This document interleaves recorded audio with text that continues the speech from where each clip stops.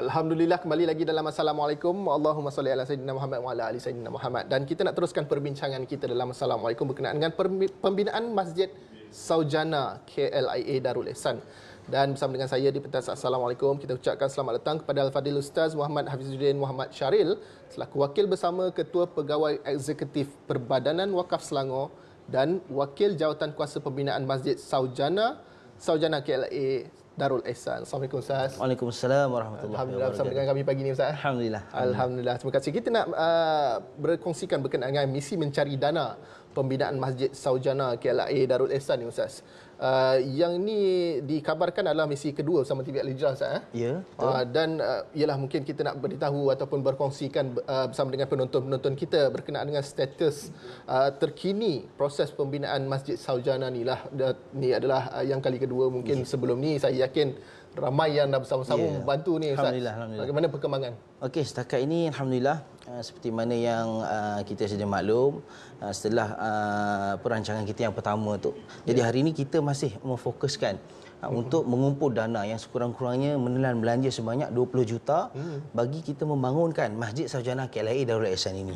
Jadi inilah di antara platform, inilah di antara cara yang kita laksanakan bagi mengajak masyarakat umat-umat Islam di Selangor dan juga di Malaysia keseluruhannya untuk sama-sama kita berwakaf bagi pembinaan Masjid Saujana KLIA ini. Dan saya daripada Perbadanan Wakaf Selangor juga menyokong dan juga membantu, yang kami dari Perbadanan Wakaf Selangor membantu dari sudut pengawal siliaan terhadap segala kutipan-kutipan yang dilaksanakan oleh barisan AJK Masjid Saujana KLIA ini, yang mana kita akan mengumpulkan dana tersebut dan akan datang apabila telah cukup mencapai dana yang sepatutnya, barulah pembinaan ini boleh dilaksanakan, bolehlah dibangunkan. Itu antara peranan Perbadanan Wakaf Selangor dalam membantu pembinaan Masjid Saujana KLIA ini. Itu dia bersama-sama Masjid Saujana KLIA Darul Ihsan ni. Dan Ustaz, antara keistimewaan masjid ni yang kita boleh highlightkan, yang kita boleh ketengahkan, dan mengapa keutamaan perlu disegerakan, macam Ustaz kata, kena segerakan, kena kumpul cukup baru kita boleh buat pembinaan. Betul. Atau boleh kita mulakan proses ataupun projek pembinaan ni. Dan mengapa keutamaan untuk disegerakan Ustaz? Okey.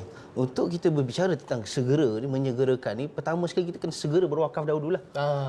Masyarakat yang sedang mendengar menonton segmen pada pagi ini perlu bersegera untuk mewakafkan harta untuk pembinaan Masjid Saujana KLIA ini dahulu. Barulah kita boleh berbicara tentang segera ataupun tidak masjid ini. Jadi di antara kelebihan ataupun keistimewaan pembinaan Masjid Saujana KLIA Darul Ihsan ini, lokasinya sangat strategik. Lokasinya sangat strategik, yang mana dia berada di tengah-tengah laluan antara Putrajaya dan KLIA.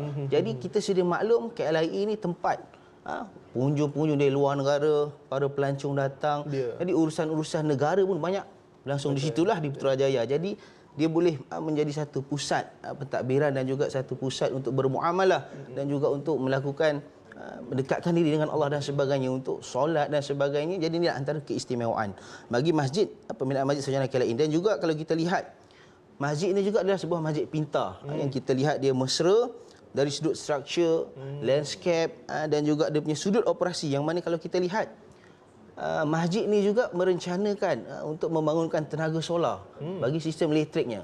Jadi ini adalah satu yang boleh saya kata inisiatif dan idea yang cukup bagus daripada barisan AJK yang nak membangunkan Masjid Saujana KLIA ini. Yang satu masa nanti mungkin Masjid Saujana KLIA ini boleh menjadi contoh bagi masjid sekitar Selangor ataupun di Malaysia khususnya untuk langkah penjimatan elektrik. Itu dia bagi masjid pintar tu. Ustaz okey. Antara ciri-ciri utama lain yang Ustaz boleh kongsikan, sedikit gambaran, ialah pembinaan belum dilaksanakan. Betul. Sedikit gambaran yang kita boleh berikan kepada penonton-penonton kita, bagaimana keadaannya, apa infrastrukturnya, apa orang kata yang tempat-tempat ataupun perkara-perkara yang disediakan yang mungkin akan ke depan yang masjid berkenaan dengan masjid ni. Apa yang saya kagum dengan barisan AJK Masjid Saujana KLIA ini, dalam mereka merencanakan ataupun memodelkan masjid ini, yang mana dalam masa-masa setempat, masa-masa semasa kita boleh mengumpul dalam 3,900 jemaah dalam satu masa. Tapi yang hebatnya barisan AJK Masjid Saujana KLIA ini, mereka telah berfikiran ke hadapan. Kerana kita maklum, kawasan Sepang mungkin meninggal ni satu kawasan yang sedang pesat membangun. Betul. Kita tengok pembangunan rumah high rise dan sebagainya, perumahan, blok-blok perumahan. Jadi 10 tahun akan datang, dengan kepadatan penduduk yang akan datang, masjid ini mesra ubah suai, Ustaz. Mesra ubah suai.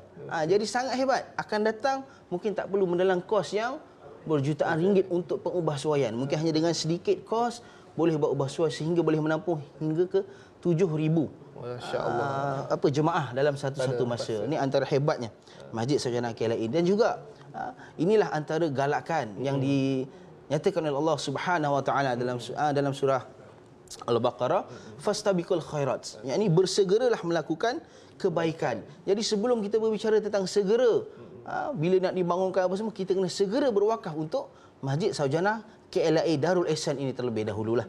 Ya, InsyaAllah kita doakan sama-sama, Ustaz.